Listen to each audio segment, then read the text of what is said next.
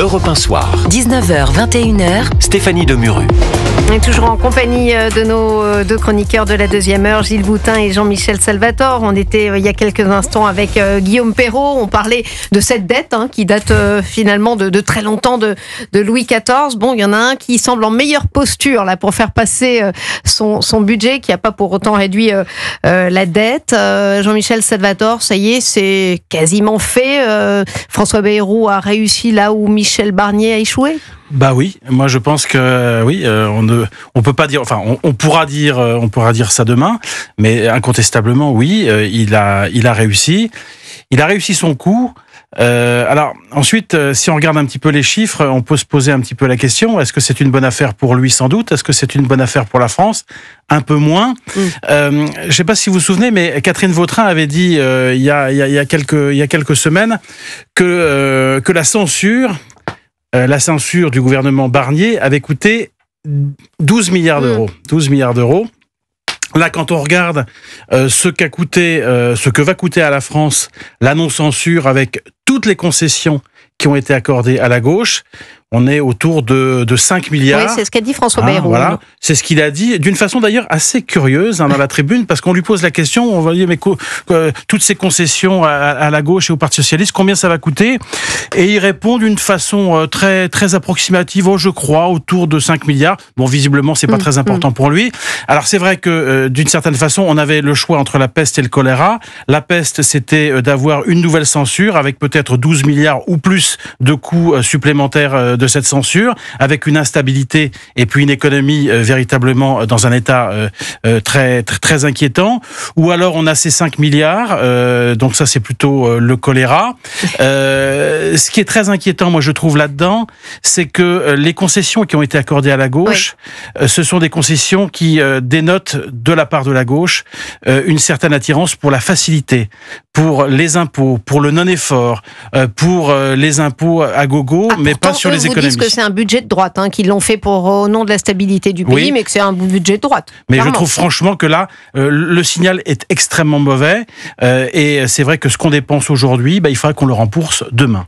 Gilles Boutin, c'est vrai qu'au départ, on était parti sur un effort de 50 milliards réparti en 20 milliards de recettes, 30 milliards de coupes de dépenses. À la fin de la moulinette de la commission mixte paritaire, c'est un petit peu flou tout ça.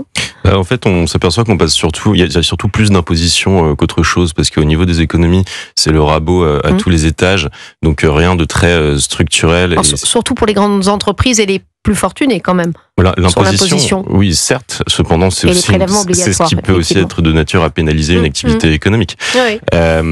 Donc, ça pose des questions sur le financement du budget futur, 2026-2027. Il y a une croyance démesurée de la part du gouvernement dans la capacité de la fin de l'incertitude à tout solutionner. C'est-à-dire en réalité, ils n'ont pas de réponse. C'est-à-dire qu'ils ne savent absolument pas pour l'instant. Ils n'avaient qu'un seul horizon, c'était celui du budget. Bon, il est en passe d'être adopté. Chapeau bas à François Bayrou qui il a été habile quand même. Oui, mais c'est sa victoire quand même, non? Vous êtes d'accord avec ça? Il a été habile, mais il a aussi été très aidé par Michel Barnier, parce que si Michel Barnier n'était pas passé avant et que François Bayrou avait été le premier, en quelque sorte, à prendre les manettes, je ne suis pas certain qu'il serait resté. C'est-à-dire qu'il a vu les erreurs qu'il ne fallait pas commettre, comment il fallait amadouer, et surtout qu'il avait intérêt. Les Français en ont eu marre, je pense, Jean-Michel Salvatore. Vous voyez, le RN le dit, et le PS aussi. D'ailleurs, on entendait Philippe Doucet hier chez notre ami Pierre Devino qui disait, mais enfin, le bureau national, c'est clair qu'on a eu les échos des militants qui en pouvaient plus. Donc, voilà.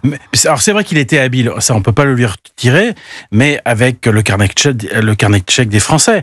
Et avec toujours cette idée, le budget 2025 va être difficile à faire, il faut faire des concessions parce qu'on n'a pas les moyens et qu'on ne peut pas vivre sans budget, mais vous verrez qu'à partir de 2026 et qu'à partir du budget de 2026, on fera de vrais efforts, on fera des réformes structurelles, on s'attaquera au train de vie de l'État et on est parti pour des budgets beaucoup plus sains. Bon, moi je crois pas du tout.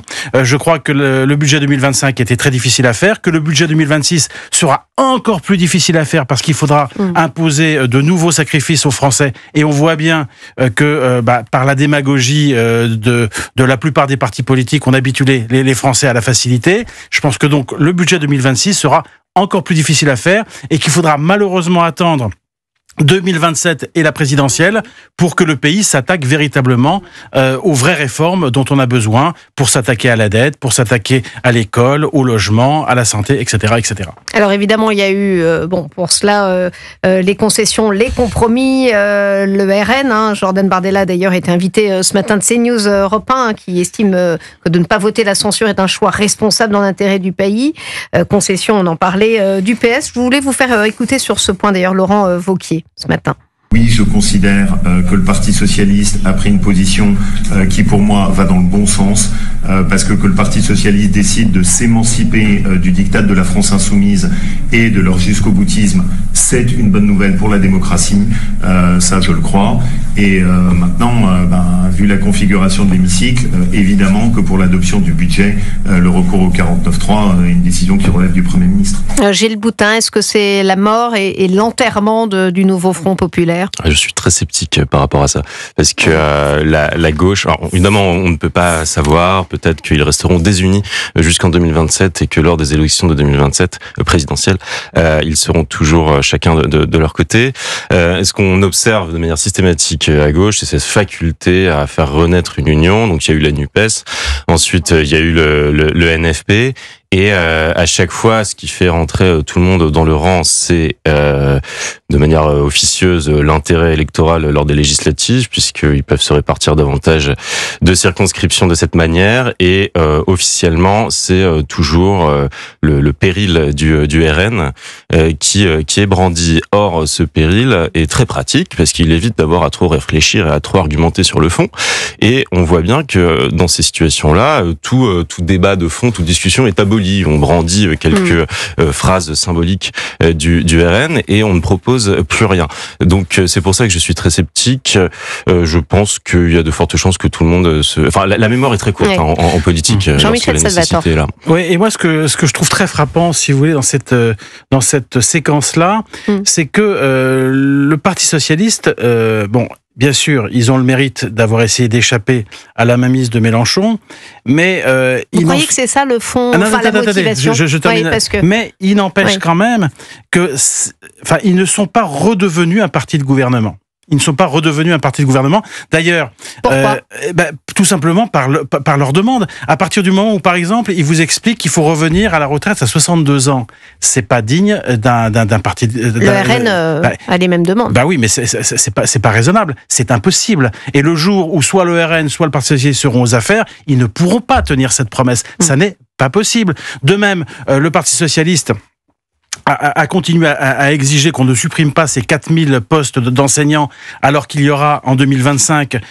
100 000 élèves de moins, ça n'est pas raisonnable non plus. Mais donc, c'est vrai, Jean-Michel Salvatore, alors je ne veux pas forcément défendre le Parti socialiste, mais sur les enseignants, vous savez comme moi qu'il n'y a pas un professeur devant chaque porte. Je suis d'accord, mais il n'empêche quand même que dans la situation dans laquelle le pays se trouve, on est obligé de faire des économies.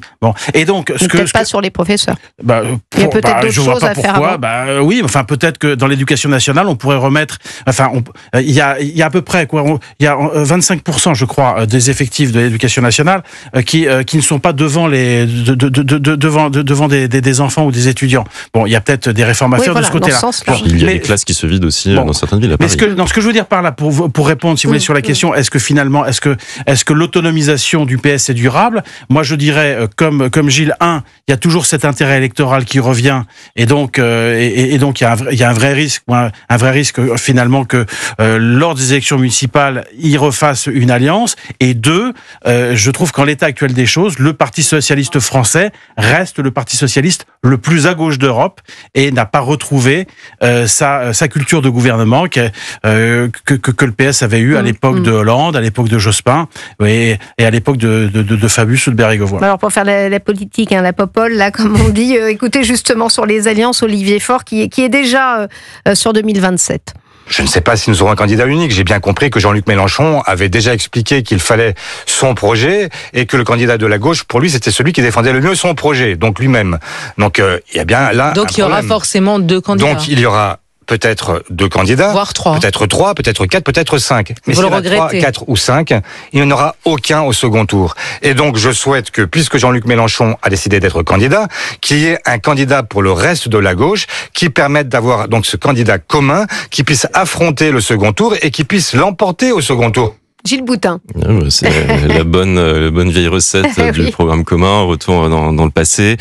Et puis, vu qu'on est dans la politique politicienne, on est vraiment sur la partition des deux gauches irréconciliables, où tant d'un côté Jean-Luc Mélenchon que Olivier Faure ou François Hollande jouent cette partition en partant du principe que Jean-Luc Mélenchon, lui, il veut jouer l'outrance et imposer son tempo et créer une sorte de moment Trump où il se dit que les gens vont par réalisme voter pour lui, les gens de gauche, et François Hollande et Olivier Faure, qui ne s'entendent pas spécialement, mais qui au moins partagent une autre vue, qui est celle de se présenter comme la gauche raisonnable, et qui va donc capter tous les désillusionnés des jusqu'au-boutistes de LFI. Donc c'est ça qui se joue in fine.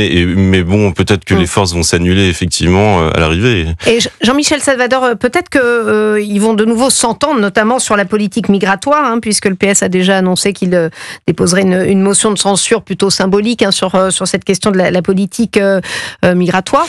Oui, mais il y a quand même, si vous voulez, dans la Ve République, pour qu'un parti politique existe, il faut qu'il ait un candidat à la présidentielle. Bon, ça c'est quelque chose c'est un invariant. Et donc, Mélenchon sera sans doute candidat pour LFI, mais évidemment que le PS voudra avoir son candidat. Alors évidemment, le problème c'est qu'ils n'ont pas en leur sein un présidentiable. Olivier Faure n'est pas présidentiable. Il faut se souvenir que Madame Hidalgo avait fait 1,75% à la précédente présidentielle. Alors, il peut peut-être éventuellement faire appel à Monsieur Glucksmann, mais pour l'instant, ils n'ont pas un candidat, un candidat potentiel. Et puis les Verts qui sont en train de doubler dans certaines communes le PS. Les Verts évidemment voudront avoir un candidat. Donc ça rend la situation à gauche assez compliquée. En attendant, c'est loin des préoccupations des Français, tout ça. Enfin, c'est vrai que c'est moi. C'est pas moi, c'est Olivier Faure qui a lancé le sujet de 2027. Mais en attendant, on attend peut-être des lois de ce gouvernement. Alors, on a écouté Édouard Philippe. Rien de décisif ne sera fait dans les 2 années à venir. Est-ce que vous êtes aussi pessimiste qu'Édouard Philippe, Gilles Boutin ? Pas forcément, parce que là, l'agenda législatif est désespérément vide, puisque, comme je le disais, tout le monde n'avait Dieu que pour le budget, et c'était extrêmement compliqué de se projeter au-delà. Je crois que la proposition de loi la plus notable était une proposition pour lutter contre les pannes d'ascenseurs. Donc c'est quand même dire le niveau des priorités où on était. Il y a la fin de vie, les retraites. Ce que je veux dire, c'est que le seul sujet sur lequel on réussit à réunir un consensus dans toutes les oppositions, c'est le budget. Or là, on est en train de voir que la grammaire politique est en train de changer. C'est-à-dire que face à une réalité, le PS et le RN en viennent à reconnaître que non, on ne se définit pas nécessairement en votant contre le budget. Enfin, là, au travers, en ne votant pas la censure. Vous pensez qu'il va tenir jusqu'en 2027, François Bayrou ? Il le pourrait. Il y aura le budget suivant. Ça va être une autre paire de manches, comme on l'a dit. Mais autrement, sur les autres sujets, il peut très bien continuer de naviguer, d'obtenir des consensus plus ou moins mous. Ça sera plus rédhibitoire. C'est-à-dire que là, il y a un vrai soulagement de son côté et une vraie déception de la part des autres partis qui pensaient que le chaos pouvait survenir.